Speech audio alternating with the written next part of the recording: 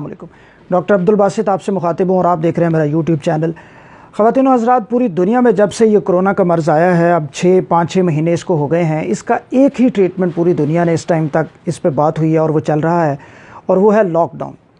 दुनिया की हिस्ट्री में शायद फ़र्स्ट टाइम ऐसा हुआ है कि पूरी दुनिया का हर किस्म का कारोबार, हर किस्म का निज़ाम ज़िंदगी जो है वो ठप कर दिया गया है। तमाम ममालिक लॉकडाउन की स्ट्रैटेजी अपना रहे हैं, लेकिन अब जब मुख्तलिफ़ ओपिनियंस आ रही हैं और अदाद शुमार हमारे सामने हैं और नताइज हमारे सामने हैं स्ट्रैटेजी के, तो उस पर एक ऐसी राय भी सामने आई है जो इस सारी राय से मुख्तलिफ है। बतौर डॉक्टर मैं और पाकिस्तान में बेशुमार डॉक्टर्स जो हैं वो लॉकडाउन के हामी हैं और वो कहते हैं कि बहुत स्ट्रिक्ट लॉकडाउन होना चाहिए, लेकिन पाकिस्तानी वज़ीर आज़म इमरान खान साहब, मेरा उनसे नज़रियाती इख्तलाफ हो सकता है, आपका भी हो सकता है, लेकिन ऐसे लगता है कि उनकी जो ये बात थी कि लॉकडाउन नहीं होना चाहिए, ये बात ठीक है। और उसको आज मैं इस वीडियो में जो मुझे लगा वो बयान करूंगा। दुनिया में एक मुल्क है स्वीडन, पहले दिन से उन्होंने लॉकडाउन पॉलिसी की मुखालफत की और अपने मुल्क में लॉकडाउन किया ही नहीं। वहाँ पूरा निज़ाम ज़िंदगी उसी तरह चल रहा है जिस तरह कोरोना से पहले ज़िंदगी चलती थी। वहाँ सड़कें भी आबाद हैं, वहाँ मार्केट्स, उनकी सारी चीज़ें उसी तरह खुली हैं। और अब कोई 2-3 महीने के बाद अदाद शुमार ये ज़ाहिर करते हैं कि वहाँ पे जो कोरोना की सूरत हाल है वो वैसी ही है जैसी दुनिया के उन ममालिक में है जहाँ पे बड़ा स्ट्रिक्ट लॉकडाउन था।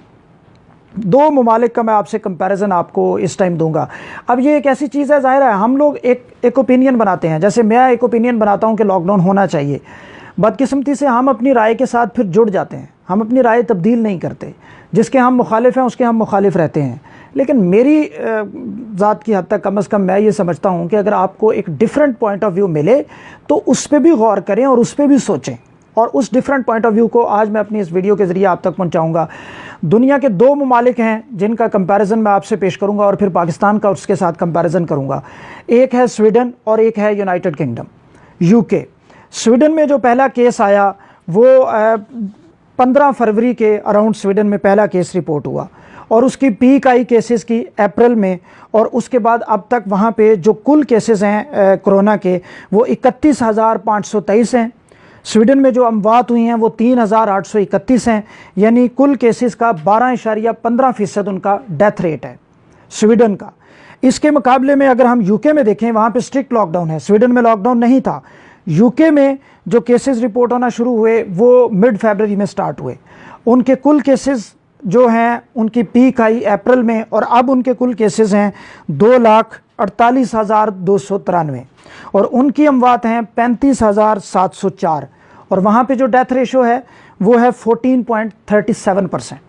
एक तरफ लॉकडाउन हुआ, दूसरी तरफ लॉकडाउन नहीं हुआ।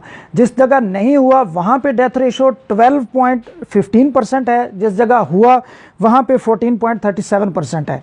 अगर हम दोनों मुल्कों की आबादी का जायज़ा लें तो स्वीडन की कोई 10 मिलियन है और यूके की 66.65 मिलियन है। यानी आबादी की रेशो को सामने रखते हुए दोनों ममालिक के जो कोरोना केसेस हैं और उससे जो डेथ है वो रेशो सेम रही है, वो नताइज मुख्तलिफ नहीं आए। और पाकिस्तान के अगर हम नताइज देखें तो पाकिस्तान में लॉकडाउन बहुत स्ट्रिक्ट तो नहीं हुआ, लेकिन शुरू के 1-2 हफ्ते में स्ट्रिक्ट हुआ और फिर पार्शल लॉकडाउन था। पाकिस्तान की कुल आबादी 212 मिलियन है और पाकिस्तान में कुल केसेस अभी तक 48,000 हैं और इस वक्त इसमें जो अमवात हैं वो 1,017 हैं, जो कुल केसेस का 2% है।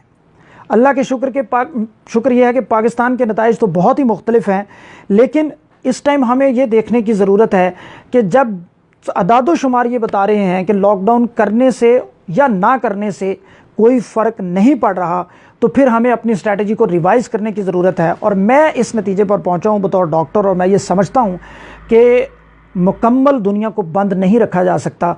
अब जबकि माहिरीन सेहत कह रहे हैं कि ये 2 साल तक भी चल सकता है, अगले साल तक भी चल सकता है, तो पूरा 2 साल तो दुनिया ठप नहीं रखी जा सकती।